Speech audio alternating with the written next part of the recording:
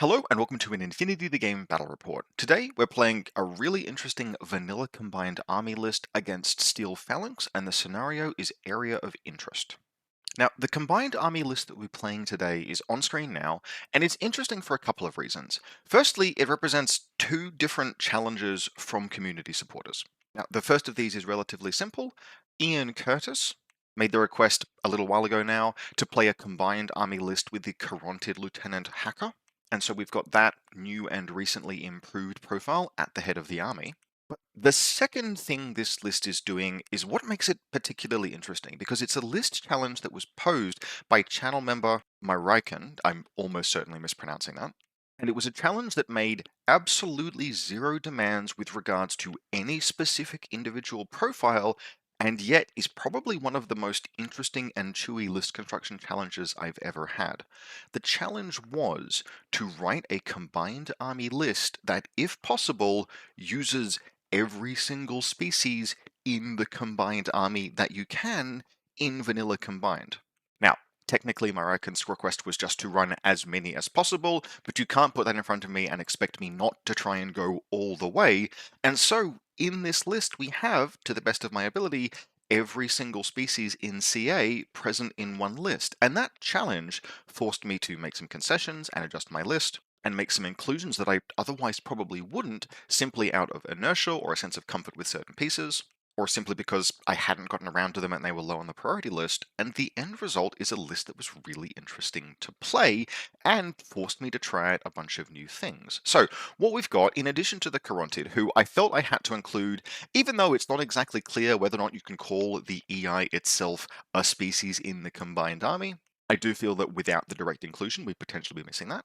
We then have an Umbra Legate. This is a forward deploying profile. Now, I think there are, strictly speaking, cheaper Umbra that you can take, but this was the cheapest one that I was interested in, clocking in at 36 points. It's absolutely not a cheap profile, but it is a really interesting one because Legates received a bunch of different changes in the most recent update that make them admittedly still very much a luxury piece, but a lot more credible now. They went up to Ballistic Skill 13 from 12, they picked up Tactical Awareness, and a bunch of their weapon options changed, which means that what you've got now is kind of an interesting close assault into melee piece that can stage himself using his Tactical Awareness order and forward deployment, get into position, and then really connect with both the shotgun and the melee and the zapper, which collectively is not the worst thing you might spend 36 points on. Most things in the list this game would pull their weight in at least some capacity, and I would never have tried this Umbra Legate profile if not for this challenge. So that's our Umbra taken care of. We then got a single Morat, a Dadarazi. Now, my usual list construction style with VCA would be to have a bunch more of these, and Krakots if I can include them.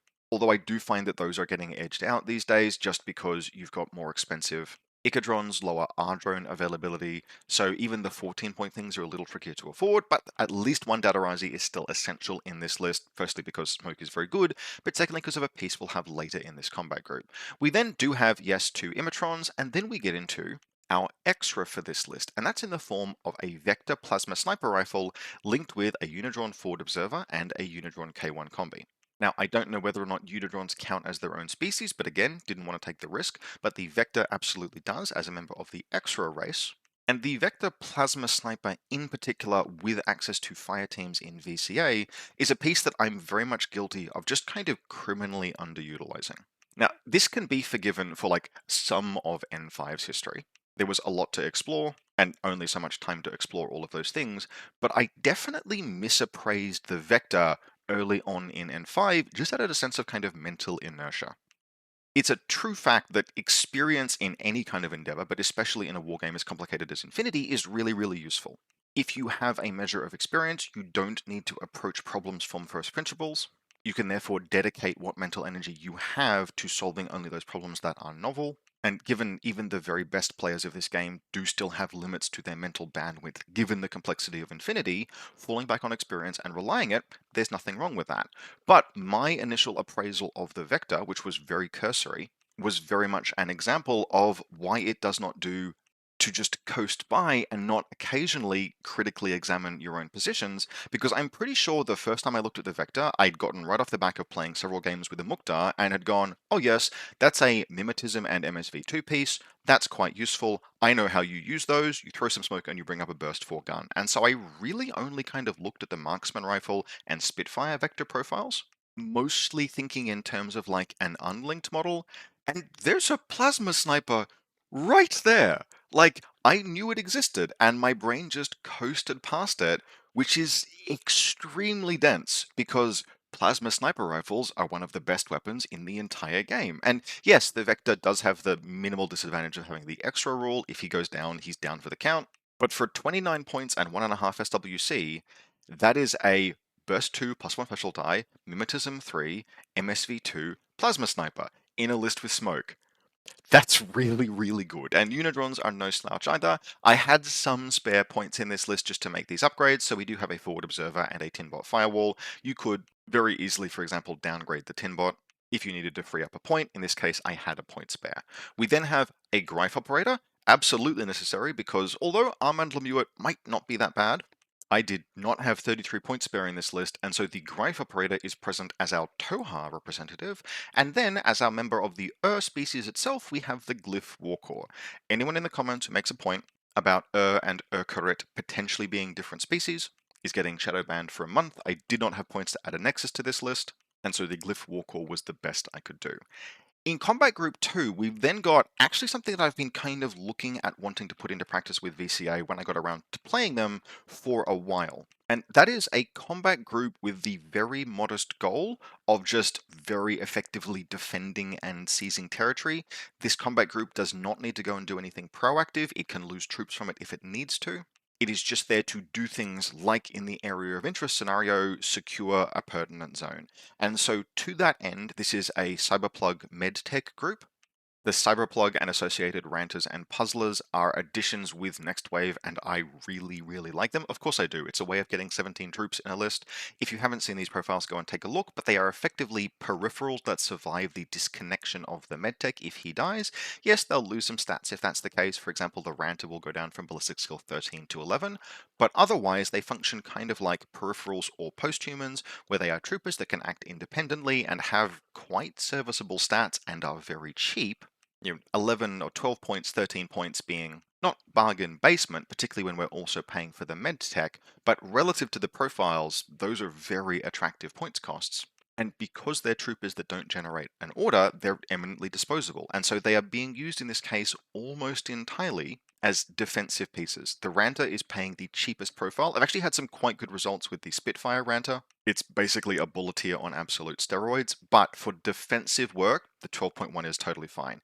It has a submachine gun to go into suppressive fire, a thunderbolt to take just really long range arrows if you need to, and in that role, it's basically perfect in a scenario like Area of Interest. The Puzzler is definitely the higher impact of the two. Like the Ranter is just valuable, it's just good for 12 points. The Puzzler is the really blowout piece. If you haven't played against one of these before, be ready for them the next time a Combined Army player drops this MedTech Cyberplug profile into you, because this is a model that has an Emirat and hidden deployment, and although it isn't shown here, infiltration. That's right, Combined Army now has access to infiltrating hidden deployment Emirats on completely disposable troops. That is an absolutely stellar defensive piece, and if you need to, you have an Acrylic Cannon for longer range shots, a stun pistol, as serviceable close combat, which actually becomes reasonably good when you're making surprise attack with surprise attack -6, and because the Puzzler has 8-2 move in its enhanced form, which is when it's being controlled by the medtech, that is to say while the medtech is still alive, it can actually really make a lunge into close combat, which it can then very effectively fork its para CCW -6 and surprise attack with the Emirat.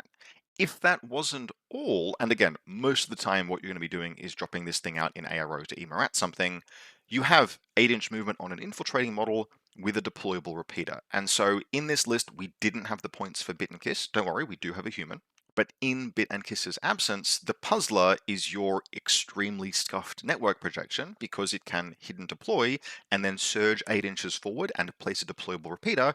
Even if it dies, that still gets repeater coverage down 8 and a bit inches, extending beyond the midline of the table, which is actually quite consistent. Now, with only so many points left and the goal of this combat group to be just sort of as self-sufficient with very few orders as possible, what we're rounding this out with is our camouflage presence will consist of both a Liberto, that's a Healot, and a Seed Soldier, that's a Shazvasti. And the goal with those will be to deploy close together, where the Seed Soldier is positioned in a way where it could potentially be one of the Libertos' mines. You get just a little bit of fog of war there. And frankly, quite early on into the game, what you'll be aiming to do is spend the Libertos' Irregulars order to break out of camouflage and just start laying mines. Particularly in this scenario, area of interest, the goal of the Liberto will be to secure the area of interest itself if it can, if it's close by. Not adopt an offensive posture, just place a bunch of mines. Thumbs up, good work, little buddy, for 8 points. Finally, we have a Satcher, that's the human in this list. Now, I absolutely could cut her if I wanted to, right? If this wasn't the multi-species harmony challenge, we might consider doing something like downgrading one of the Unidrons and turning her into an R-drone. But on the other hand, she is a specialist with forward deployment, and so she can feasibly press a button with relatively few orders, which can be quite high value in some scenarios. And then finally, we have a single humble Gaki representing the Hungries. Now, his job will mostly be to be an annoying goblin in and amongst an entire swarm of annoying little goblins. If I have to blow up mines, he'll run through those. Otherwise, he's just there to dodge and kind of be annoying and potentially get a kill, but probably not. He's only 4 points. And collectively, that gives us a list that includes 1, 2, 3, 4, maybe 5, 6, 7, 8, 9, 10, 11 if we count Sartroids, 12, 13 different species, all present and fighting under the same banner, which, I reckon, I hope very much meets your challenge. This was certainly an interesting list to play, and like I said, it got me to play a bunch of things that I otherwise might not have. Now, I almost certainly would have run a combat group 2 like this at some point, but there's a bunch of stuff in here that was new to me, and so I had a really good time playing this game. Now, playing against me this evening, we would have a Steel Phalanx player, one of my locals, Sam, a very capable ex-Guild Ball, ex-War Machine player. And in this list, Sam is trying out a few things, but one of those things is, okay, how many links and orders can we actually get into a Steel Phalanx list? Now, one of the things that is notable in its absence from this list is that there is no Agamemnon. Agamemnon has become a little bit of a staple, is my understanding of Steel Phalanx in N5, with good reason, he's excellent. 65 points for an absolute killer firepower piece is very good, but in this list it's a bit more classic Steel Phalanx, and it's running multiple different fire teams, trading much more heavily on sort of the variety you can get out of that. So our first fire team consists of Phoenix, a Myrmidon officer, and a Myrmidon. This will be a pure 3-person, not a pure 4-person link. The Myrmidon officer, I think, is the cheapest lieutenant you can get in Steel Phalanx without doing something like making Phoenix the LT, which is slightly high risk. And while the officer isn't likely to be doing much himself other than maybe firing off some Eclipse grenades, we do have an NCO further down. In fact, we have 2 NCOs in this list, split across the 2 combat groups that can make good use of that LT order.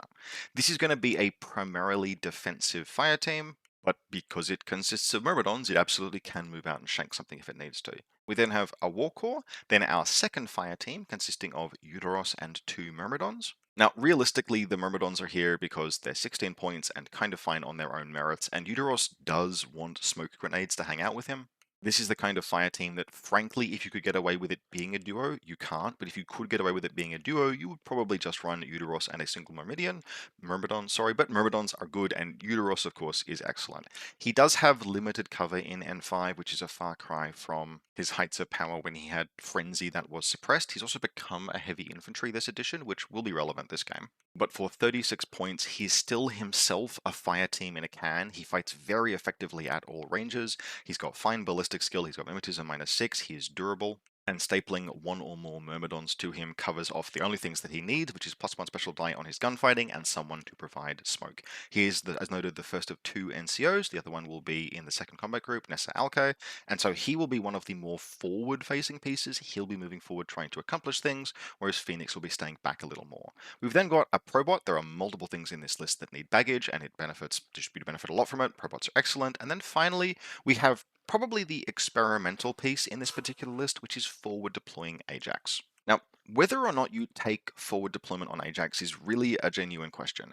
Ajax is very large and very, very meaty and very dangerous and very scary, particularly if you've got something else to cut, like lay smoke for him as he advances. But the simple fact of the matter is, all of that is true regardless of whether or not you take the forward deployment plus 8 inches version. And to get that forward deployment, you are paying something like 6 points over the base profile and you lose the ability to link. Now, I'm not too cut up by the ability, like the inability to link. There are plenty of links going on in this particular list. One of the things that you could do is cut a Myrmidon and slot Ajax into the Uteros link and then just have Ajax run off into the distance with Impetuous. You still get basically everything you need from Uteros effectively being duoed with a Myrmidon. But we get some interesting things that are worth testing by taking the forward deployment profile. The first of those is that in radial deployment scenarios, to my understanding, forward deployment plus 8 inches actually allows you to deploy beyond what we consider the halfway line in the scenario. You can use that forward deployment to deploy 32 inches from your table quarter, because it's not infiltration and there isn't anything to my knowledge in the scenario that would keep you back behind that halfway line. And so theoretically, you could launch a very quick attack on your opponent in straight line movement in radial deployment scenarios using Ajax. But sort of the more general thing you get is that it unlocks him as a very good reserve piece. Now, this is mostly relevant if you're going first. In this game, I would win the lieutenant role, I would go first, my opponent would pick Phoenix as their reserve, totally reasonable. But if you are going first with this list, Ajax reaches a point there where the extra table space you get doesn't just represent forward distance, it represents more and more spaces that you might be able to deploy into that get in underneath your opponent's guard. And because if he's your reserve, you can see where your opponent's hard arrow pieces, you can plot your attack path with greater information. That's the point where having more table space to choose from and where you deploy him becomes more than just, oh, well, I've spent 6 points to effectively get one order worth of movement. That wouldn't be worth 6 points. But the options from having a very dangerous reserve attack piece, that becomes kind of more relevant. Now, like I said, in many scenarios, I think if you needed 6 points, if there was something productive to do with 6 points in this list, we could very easily cut a Myrmidon, figure out what we wanted to do with 22 points. That would probably be something like an Ectremoy, I think you could fit in this particular case. And then Ajax would just join Uteros's fire team and leave it on the first order of the game. But experiments like this are always worth conducting, and it was very interesting to see him in this game. Combat Group 2, we've then got a really nicely rounded support team. So this is 2 more fire teams and a Sacha. The Sacha in this game will be mildly misdeployed, but it's one of those pieces that makes good use of secondary orders in a team like this. But the real meat here is in, we have a Probot and therefore baggage, and so we have 2 fire teams, a Dactyl K2 Auxilia fire team. Now that's a pure fire team duo, which means that, look, frankly, the main thing you'll be doing is firing off +1 special die para mine dispensers. That's one of the best mine dispensers in the entire game. It is very scary, and it's very, very productive to make use of 1 or 3 orders each round from this combat group. And then we have a Thorakiti fire team. Nessa Alke, she's got the AP Spitfire, probably my preferred profile with her, and she wants the extra range in this particular case. She wants the AP Spitfire over the cheaper multi-rifle +1 burst. I mean, she wants that kind of generally, but because you don't have the orders to really launch an assault, this is a fire team that wants to be a little bit more conservative. The extra range band on the Spitfire is very valuable. Then Themiris, who is outstanding, and a Thorakiti Paramedic, who gives you the duo bonuses since Themiris doesn't count as a Thorakiti. Paramedic is good to have. If Ajax goes down, you're very likely to get him back up. I said, forgetting that Ajax is a no wounding gap trooper, and so that's unlikely to happen. You could risk that, but frankly, I wouldn't. But there's plenty of things like Myrmidons in this list that you could potentially recover, and you have an engineer for Uteros. The main thing here is that Themiros is another piece that can throw out deployable equipment and then reload, and then Nessa Alke is a third piece that can throw out deployable equipment and then reload. The Disco Ball, now you do have Eclipse Grenades in this list, thanks to the Myrmidon officer, but just in a list that plays so much to Mimetism, especially Mimetism -6, you're in a position where your Bane is high quality MSV pieces, and if you don't win the firefight against those and don't have the ability to suppress them, like for example if someone is taking a Vector Plasma Sniper, then having access especially to disco balls that are reloadable and have special die and good ballistic skill and NCO orders to dispense them is just very high value. So I rate this fire team a lot. It could be very useful just never leaving the DZ, just throwing out disco balls and throwing out pitches with Themiris. laying cyber mines if you wanted to. This fire team can do one of my, or this combat group rather, can do one of my favorite things that combat group 2 can do, which is just go crazy with the deployables if it doesn't have anything else to accomplish. So I like this a lot, and especially something like, say, forward deploying Ajax, having long range special die cross-fired disco balls to support his advance potentially is massive. So a little bit non-traditional in the sense that it lacks Agamemnon. I say non-traditional as if Agamemnon wasn't really mostly an N5 power piece. But overall, a list that is trying to play a powerful, face-up and straightforward game, and should at least theoretically be fairly well suited to area of interest. Now, Willpower 16 does not let me down, happily, and I win the LT roll, and I snap pick choosing to go first. It has been my experience that you can play Area of Interest from the second player position, but it is much, much easier to play from first player because first player gets to put down the special Area of Interest, which is worth a significant portion of the scenario's overall points. This is a fairly heavily contested scenario, I found in that respect. Like, you don't get lots of points until the final turn, and even then it can be quite difficult. This tends to be a low-ish scoring scenario. It's very difficult, for example, to get 10 points. And so anything you can do to secure a trickle of points is really valuable. Sam picks deployment, and he'll be playing from what is the bottom right corner from the perspective of the camera here. So this is Sam's deployment zone, and this is my deployment zone, and of course I'm going first. In terms of these areas of interest themselves, we can see three. There is a boring area of interest here, a boring area of interest here, and a special area of interest here. Very defensible and very close to my deployment zone because that is the luxury that the first player has in this scenario. My reserve drop will be a Greif operator, which will deploy down here with a line into Sam's DZ. It will not do particularly much at all this game, but it's kind of traditional to keep the Greif operator as your reserve drop, even though there are potentially a number of different options, including, frankly, the medtech and its peripherals, or the Carontid itself. In terms of deployment, what we've got is some net rods have scattered around. One I've chosen to place here. Not necessarily the safest of positions, but going after this net rod would involve a significant detour away from anything else, so it's kind of security through obscurity. And then the other is far back at the bottom of my deployment zone, where it will never be touched unless there is an Ectromoy somewhere, in which case I've got some defenses against that. The two Unidrons are on back of table guard duty. One of the things you really do have to be careful of in this scenario is things sneaking on or combat jumping. There's quite a lot of table edge because you've got two long table edges that are the back of your deployment zone. One of the things I've found is that just watching those lines of approach is very, very valuable. Infiltrators and parachutists and combat jump models can all kind of sneak on in very awkward angles, turning up in locations like here or here and making penetrating attacks into your DZ. Those kind of attacks can make light of the advantage you usually have defensively deploying in these scenarios, which is the distance, the depth of your DZ. And so just having some table edge watchers is very valuable. Putting them there also lets me put the extra on this bridge here, and that is a very powerful position. Now, in terms of the table, this building here is being played as infinitely tall. So this guy does not get to see literally the entire table everywhere, but he still, from that position of height, has some punishing sight lines. Down this direction, down this direction, down this direction, and because he has super jump, like he can be approached. Someone could get up through this building and engage him that way. There are multiple ways to approach him, but it's very hard to catch him without a shot because he's almost up against the table edge and packing the full power of that plasma. From there, we've got our Lieutenant Carontid deployed here with the intention of moving out and around toward the center button. He's nestled in with the Sacha and Agaki. The Datarazi is down here behind this sort of staircase so that he can impetuous if he needs to and throw smoke for the extra. And then we've built our little fort kickass kind of in this corner, taking advantage of forward deployment and infiltration. The medtech itself is nooked down here. The Glyph Warcore is behind these crates. The medtech is within about 5 inches of the Ranta so that it could move up and try and repair it if it needs to. Now, trying to repair a Ranta is it's worth trying. Rantas do not have remote presence, so it's a one and done in terms of attempting to fix them, but it's still worth being able to do so. And then the Ranta is basically set up to take either Thunderbolt or more likely suppressive fire arrows. I've got it as far forward as I physically can. It's only forward deployment +4, so it can't quite get terribly much further forward than that. But that is just far enough forward to have a line down this direction for suppressive fire if it needs to. After that, we have our camouflage party. The Libertos is deployed, just not quite touching this zone. It will be moving into it on the first turn. The Seed Soldier is deployed behind this helicopter here, looking like a Libertos mine, and then the Libertos mine itself is deployed, also not quite in the special area of interest, but as close as it can be, looking mostly like a mine or a Seed Soldier, but just operating some defense there. Right next to the mine is the Puzzler.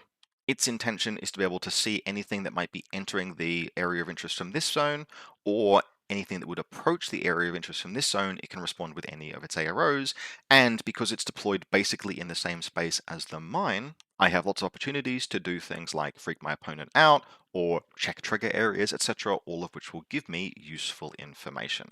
So, my opponent's deployment, Phoenix would be his reserve drop, but relatively telegraphed where he would go. Phoenix is going to come down in this building here. He's positioned quite carefully so that it is almost impossible for me to get a shot on him with the extra early in the game. It would be theoretically possible, but I would have to move the extra all the way down here into the open to get a shot down and past, like almost all the way around to here, to get a shot down toward Phoenix past the infinitely tall building.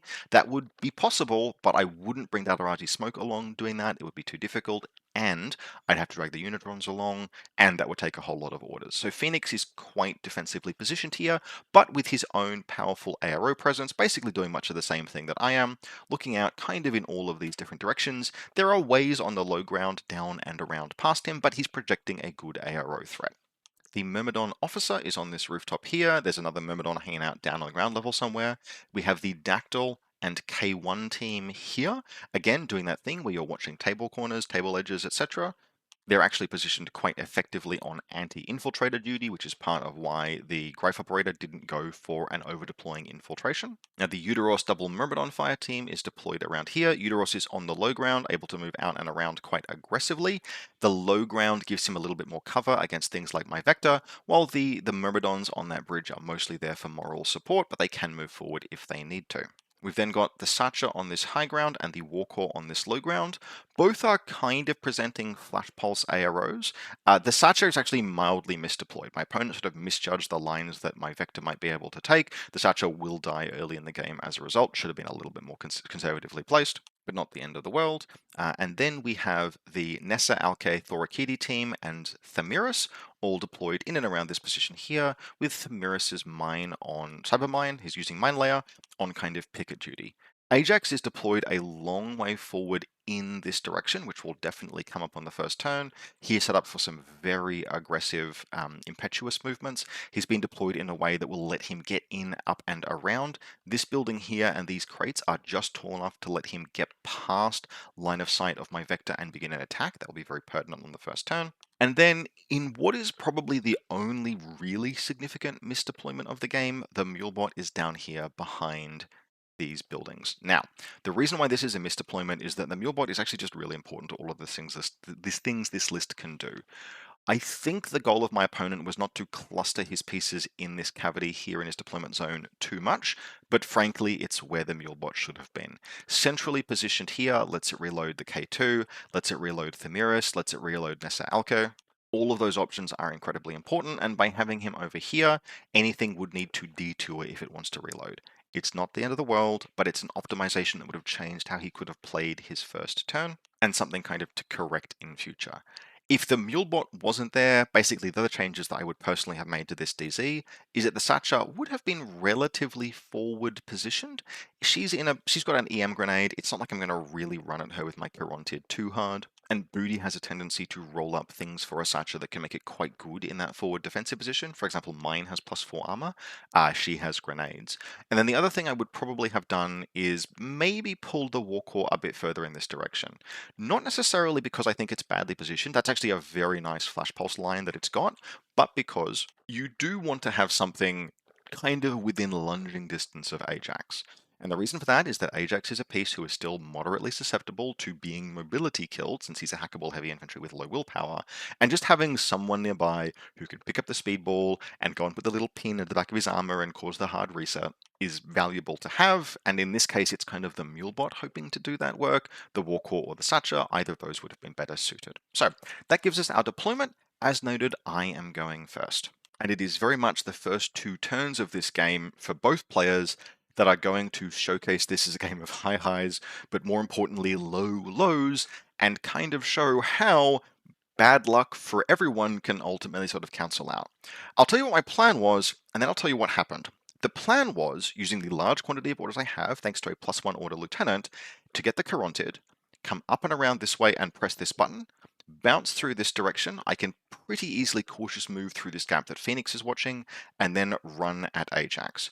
Having run at Ajax, the plan was firstly to carbonite him and then to Sepsitor him, because the model that is subject to carbonite can't dodge it anymore. That would have probably been an absolute nightmare for my opponent. What happened instead is that I came all the way around here, then I tried to press the button and failed. Well, that will happen some of the time. Then I tried to press the button and failed. Well, that will happen some of the time. And having bounced back and forward twice, I do successfully press the button with the Caronted on the third order. But with that third order having pulled me back to the button, there just now were not enough orders to pursue my plan. I could probably have gotten like approximately around here and past Phoenix, but that would have about been all. Even converting orders from the Glyph Warcore, it was not likely that I would have been able to successfully both carbonite Ajax and then hit him with the Sepsitor, and if I wasn't going to be able to do that, I certainly wasn't feeding the Caronted to him. So I basically just had to accept that that was most of what the turn would be. The only other thing I would accomplish with Group 1 in this particular turn is that I would put the Caronted into Cybermask, simply because I lacked the orders to pull him back, and I was not going to leave him not in Cybermask in that position, because even though he's pretty durable as far as hackers go, my opponent had a Pitcher and Trinity in a fire team, and I just wasn't going to deal with that. I spent 2 orders on the Rifle Operator, peeking out to surprise attack the K1, accomplishing absolutely nothing, and then going back into Impersonation, and the remaining orders in this group were spent just putting Plasma downrange into the Satcher and getting what would be the only kill of this turn. Single 6-point irregular, but I have at least pressed this button. The second combat group, however, does go to work. I won't be spending the Satcher's order this turn, but the Gaki will be moving out and around and just getting into an annoying and gribbly position, and I'll be using the other orders to go into Suppressive Fire with the Ranta, and then move the Lobertos into the zone and lay some mines. And that's just pretty high value for low orders. It puts me in a position. As we can see in this picture here, we're getting into this zone for my opponent is possible, but it's absolutely not easy. There are multiple mines, and a Mimetism 6 Ballistic Skill 13 Suppressive Fire, and of course a Libertos, who as we know is quite annoying, and a Flash Pulse Warpaw, and a Hidden Deployment Puzzler sitting here. All of these pieces are eminently disposable, and all of them are very annoying to deal with, and that collectively is exactly what I wanted Combat Group 2 to do. Now, I will admit, failing 2 of those rolls to press that button and not being able to execute that attack path on Ajax definitely had me feeling like, look, turn 1 doesn't decide the game, but I feel like I'm on the back foot here. And Sam absolutely agreed. Going into his first turn with his army basically fully intact and me having done nothing more other than secure some space, he felt like he was in a very solid position, and he planned to capitalize on that by making 2 different attacks, firstly with Ajax, and then depending on how successfully Ajax went, then with Uteros. Ajax began by impetuousing forward, and so before even spending any orders, he's in a nice position here. He can then begin moving up and around these stairs, and he's able, after only 2 orders plus his impetuous, to come out around this crate here and engage my Vector Operator. And it was at this point here where my bad luck on my first turn was repaid with an enormous quantity of interest, where the worst possible thing that could happen for Sam happened, which was that the Vector Operator crit and Ajax failed all 3 saves. Now, don't rush off to the calculator and check what the odds of that are. I can tell you they are 0.6%. That was the possibility of Ajax dying in that face-to-face roll. Now, the odds of him eventually dying or losing the face-to-face roll are considerably higher. In this particular engagement, he hadn't quite gotten within 16, so that's actually a terrible face-to-face roll for him. It's just that he will easily be able to continue to push forward and engage the Vector on more favorable turns in subsequent orders. Once he closes this gap, and in fact in this face-to-face roll here, he's tall enough to have the Vector out of cover, and so in fairly short order he would expect maybe to take some damage, but potentially be able to put the Vector down, although this is a fight overall that he can lose if he gets unlucky on multiple occasions. However, instead what happened is that he got catastrophically unlucky the very first time dice were rolled, and he blew all the way out to dead in one go.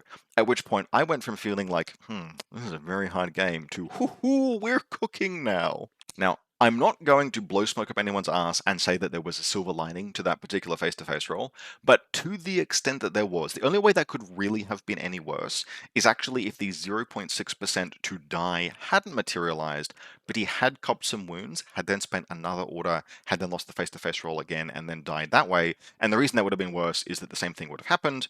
He would have had to have gotten unlucky twice, but it would have cost an extra order.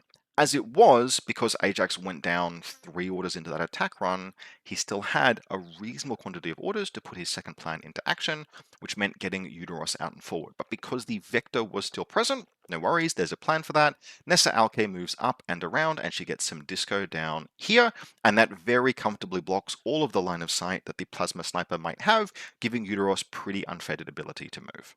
Eudoros then uses a combination of regular orders and the NCO orders to come up and around this direction. He'll bring his Myrmidons with him for a time, but he won't expose them to terribly much danger. And the basic goal is that Eudoros, who's a strong and resilient piece, will come up and around this direction and begin to clear all of the elements here. The first face-to-face roll he takes is quite favorable. He's able to engage from a position in cover. He has limited cover, but that's still useful. He's able to engage my suppressive fire Ranter. Importantly, if we look at this angle, we can see that the Ranter is out of cover. That was kind of a necessity for the Ranter to have a line up in this direction. If I'd been any further back, I would only have blocked off this line and wouldn't have been able to see my zone, but it did mean that Eudoros could bring the Mark 12 to bear against the Ranter and put it to unconscious. I would kill it next turn trying to recover it. Eudoros then moves up and around, continuing the offensive. This mine detonates, which he dodges before engaging anything else, and then he comes out and around here. He puts down the Flash Pulse dude, comes around to look at the Libertos, and it is at that point, as he's moving, basically, he's taking paths that are out this way and then back. As he ducks back to this position here to engage the Libertos fires its shotgun, and the Puzzler reveals. At this juncture, Sam has almost no orders left in the turn, and the thing that he judges most important is that he has to put the Libertos down. If he dodges at this point, okay, cool. Eudoros might survive. In fact, he's got a pretty reasonable chance of doing so. But if he does not kill the Libertos basically in this order or in the next order, I will score not just 1 point from the central antenna, but also 1 point from the area of interest, and things will begin to tick up quickly from there. He makes the assessment, and I don't think it's wrong. I do think he was in a really rough position, that killing the Libertos is most important, and so he does. He puts the Libertos all the way down to dead, and Eudoros gets emeratted. Now, the remaining orders that he has access to are only on Nessa Alke and her team sitting in this position here. They are not going to be able to get up and around to recover Eudoros. They are just forced to pull back and leave him to his fate. And so the sole silver lining we have that we can see in this position here is that there is nothing in the special area of interest to allow me to score points, which means that I only score 1 point at the end of that round. Now, Sam has done a reasonable amount of damage to me, but the loss of Ajax to the Plasma Sniper is obviously pretty catastrophic, and things are only going to get worse from here.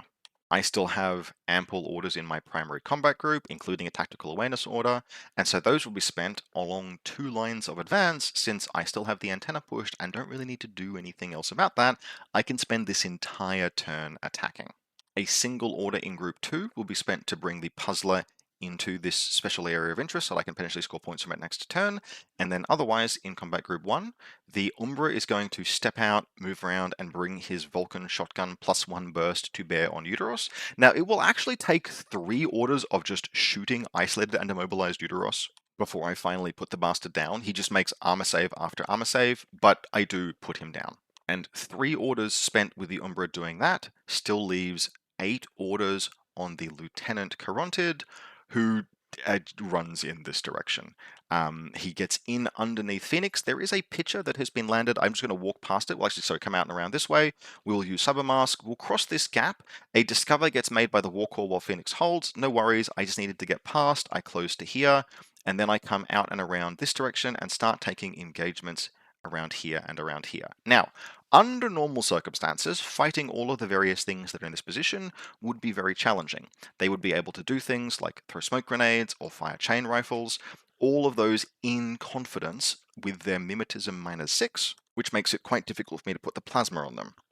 However, I'm armed with a Sepsitor, and that means that quite a lot of pieces are just forced into positions where they dodge, because if they do anything other than dodge, it's a damage 4 weapon against BTS, and the failure is catastrophic. Not only do I kill a model, but I get custody of that model, and it is fully able to take AROs.